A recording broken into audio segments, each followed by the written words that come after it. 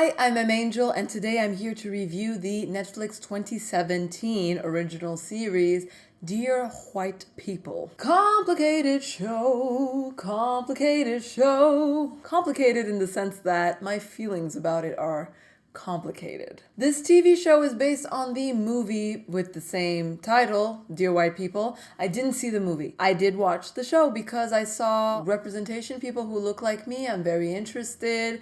Racial issues in America is a topic that I'm interested in. Young people in college. I love college shows. I love the way the show is produced. Am I a fan of the voiceover? I don't know that I am so much. I think it fits the style that they're going for, almost a bit theatrical, and it's probably to match the movie. Giancarlo Esposito, I love him so much. To me, he's still Gus from Breaking Bad.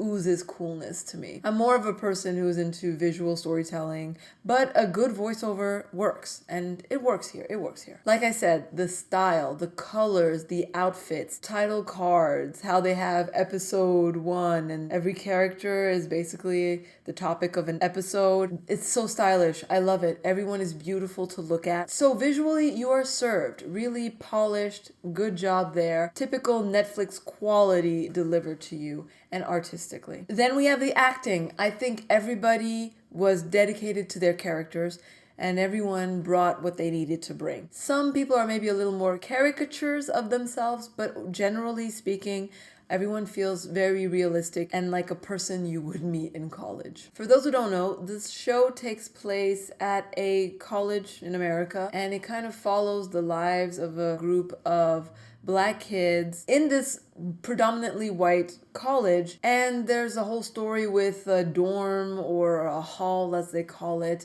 that has been claimed by people of color, Black people specifically, and they don't want it to be integrated. So it goes back to being a dorm that anyone can access, and it's not just for Black students. What I appreciate about this show, especially in season 2 more so than in season 1, we see many perspectives. In media, you can have a group of people that are underrepresented, and they will have one character represent all of them in a show, be it Native American or Hispanic or just Mexican, the gay character that speaks for all gays, the Black character that speaks for all Black people. And it's like everyone is different. People are people in the end. You are a multitude of things, right? We are not just one thing. I am not just a woman. I am not just Black. I'm not just white. And it shows different Black experiences, Black perspectives, and how people relate to being Black in predominantly white societies, America specifically. But you also have the African perspective, the diaspora, if you will, who see Black Americans very differently. I don't like to say African Americans at this point because it's like you're so far removed. To me, they're Americans,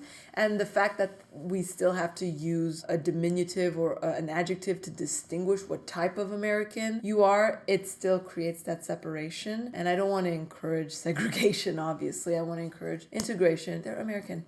They're part of that history, or say Black American, because I'm not talking about white Americans, and they do have their own separate culture, the way Jewish Americans have their own history. That's why I use that term. Just wanted to specify. The show primarily follows the character, or is kind of revolves around the character of Samantha White, you could say. But it breaks away, I think, in season 2, and we see a lot more of the other characters there. They hold equal weight in the story. But season 1 is really kind of about Samantha as this mixed character, mixed girl, who is very much an activist at heart, outspoken, and has this university local radio station. I think she hosts a show called Dear White People, where she addresses white students about behavior that people, minorities, or especially Black people have to deal with that is unpleasant, this and that. Okay. She's very stubborn and feels very strongly about what she feels. However, it shows that she also kind of doesn't really know what she wants, and she doesn't really know what she's talking about.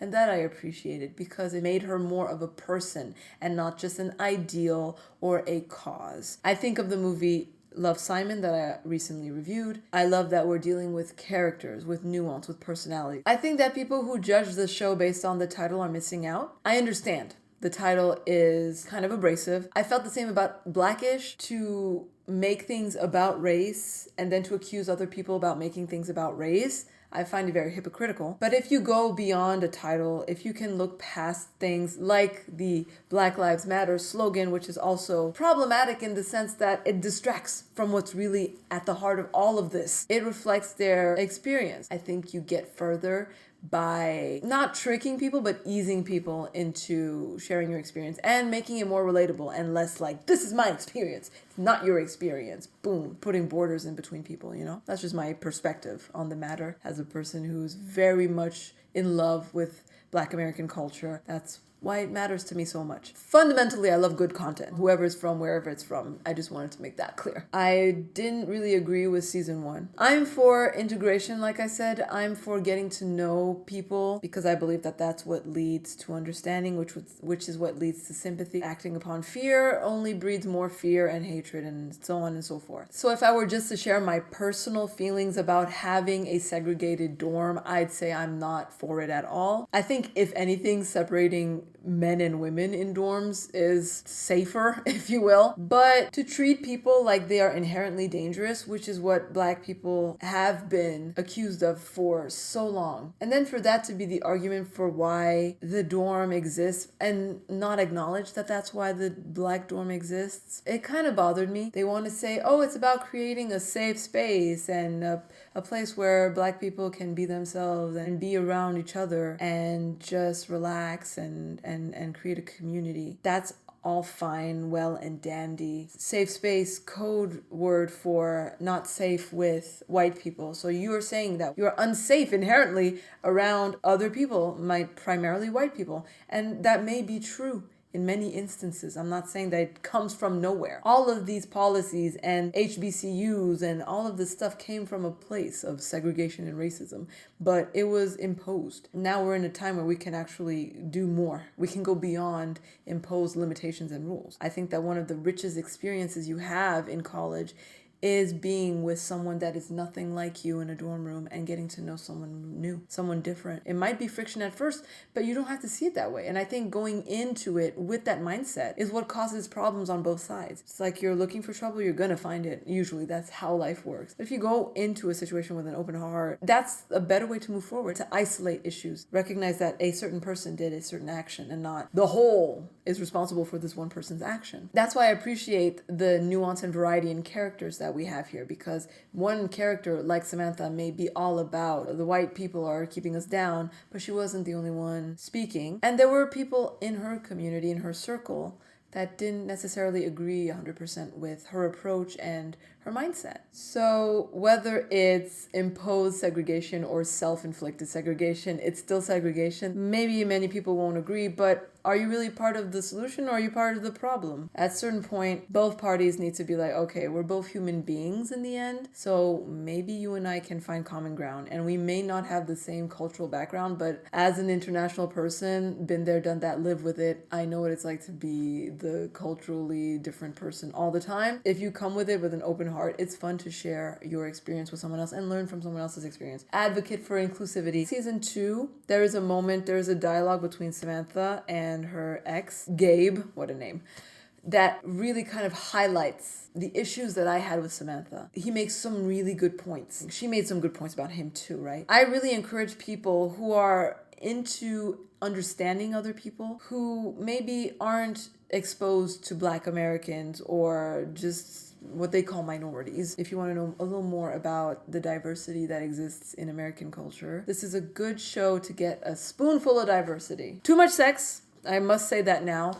There is too much sex. I tried to watch that with my teenage brother and I was like, no, you know what? You're too young for this. There's no way I'm watching this with you. So, warning if you wanted to watch this with young kids. It's college. Kids do. They explore not only their personalities and their mind and their place in society, they explore their bodies too and their sexual maturity. Or if that's what you're looking for, hey, a lot of tasty meat in this show. Flesh, grinding, all of it.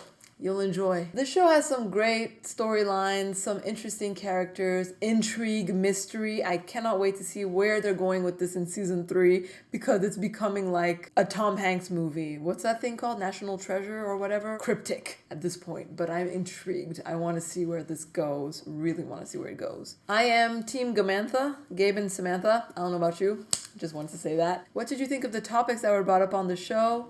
I'd love to hear from you. Share. Communication is how we move things forward. I want solutions. No more problems in my life. Before you go, please click on the like button. Sharing is caring, so share this video. Subscribe to Music Game News if you haven't already. And turn on that notification bell to be informed when a new video hits your screen. I'm Angel, signing off. Thank you so much for watching. Peace.